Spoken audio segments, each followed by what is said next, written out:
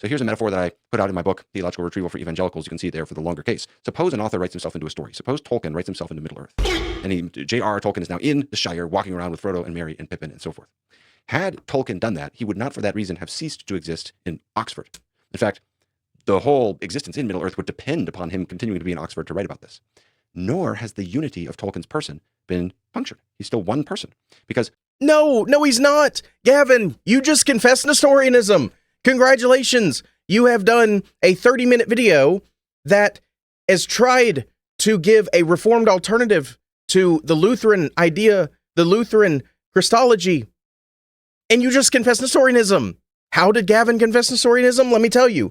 Because the fictional, like in this little analogy, the fictional Tolkien that's running around Middle-earth is a separate person from the Oxford professor Tolkien. Gavin, you just confessed Nestorianism. You have done this entire video trying to critique Lutheran Christology and trying to show that the Reformed view is not really Nestorian, and in your analogy, you are confessing Nestorianism. I don't know how else to put it. That is literally Nestorianism, because there is not a uniting of fictional Tolkien and Oxford professor reality Tolkien.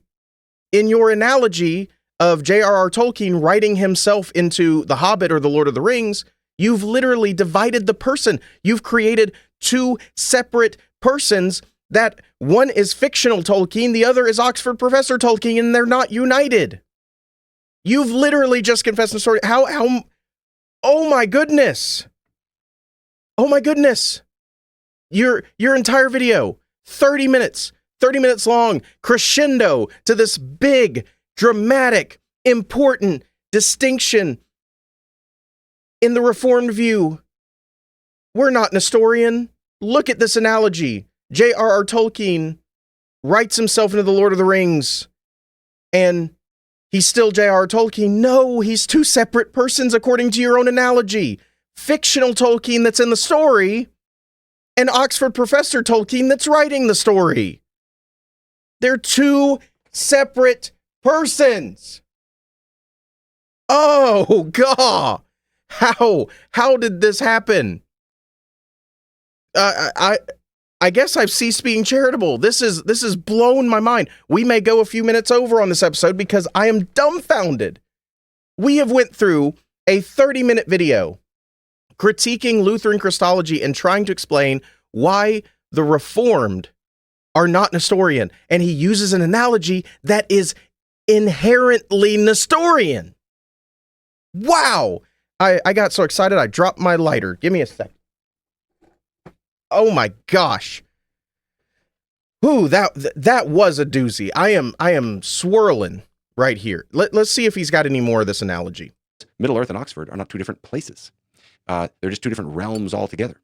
In other words, it is a problem if you're trying to say you can be in Oxford and Cambridge at the same time, but it's not a problem to say one person can be both in Oxford and the Shire. There's two different persons, Gavin. Fictional Tolkien is not united to Oxford professor Tolkien. You just confessed Nestorianism. You just did it. You just did. Oh my gosh. Unless I'm completely out of my mind and I'm just hearing things at this point. Gavin, you just confessed Nestorianism. Please, that analogy. And you wrote that analogy in a book. Oh my goodness. You need to retract that book. You need to say, hey, that analogy's not good anymore. It's Nestorian. It's literally Nestorian. Oh my goodness. And this is where I think this metaphor of an author and a story can maybe shed some light on the incarnation. So also, the Son of God can be both local with respect to his human. Did Dante, everybody who's read the Divine Comedy, Dante writes himself in the Divine Comedy. Is Dante, the fictional character, the same as Dante, the guy who's writing the story?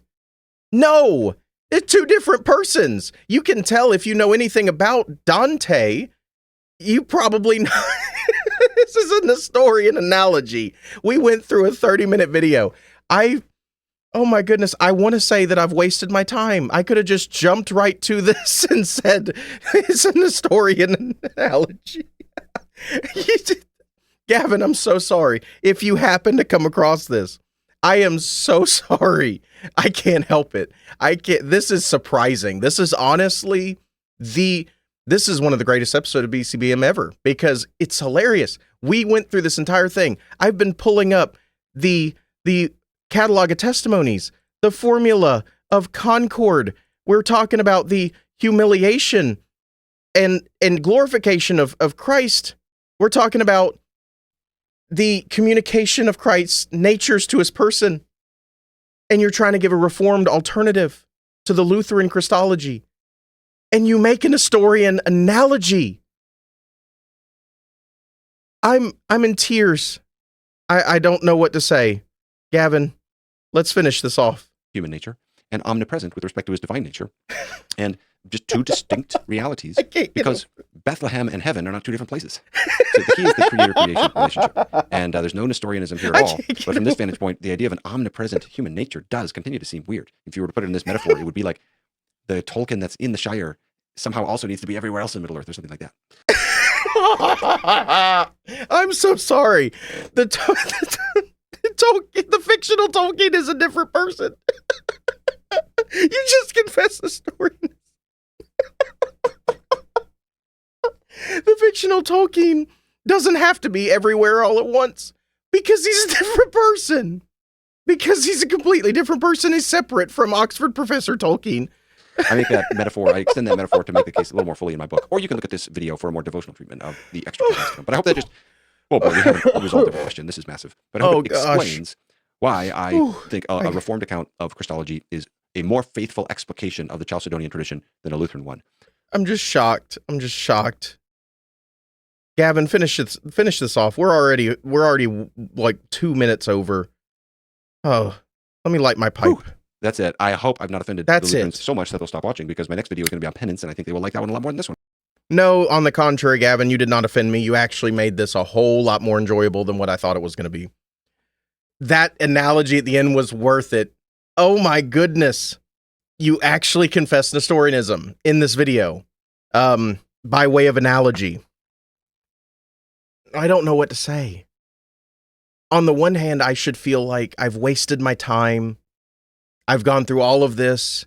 I went through as much as I could. We didn't get to everything I wanted to talk about, but we went through the formula of Concord. We talked about the catalog of testimonies. We went through a bunch of different scripture together. We've went on a ride the past 2 episodes of BCBM.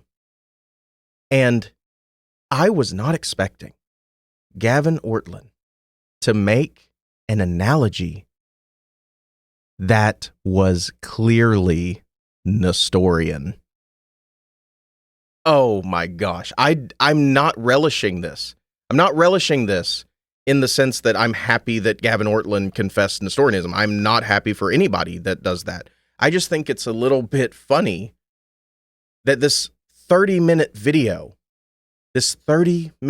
was building up to the great crescendo analogy that was going to give the Reformed alternative to the Lutheran understanding of the sharing of Christ's natures to his person. And it's an analogy that is 1,000% Nestorian.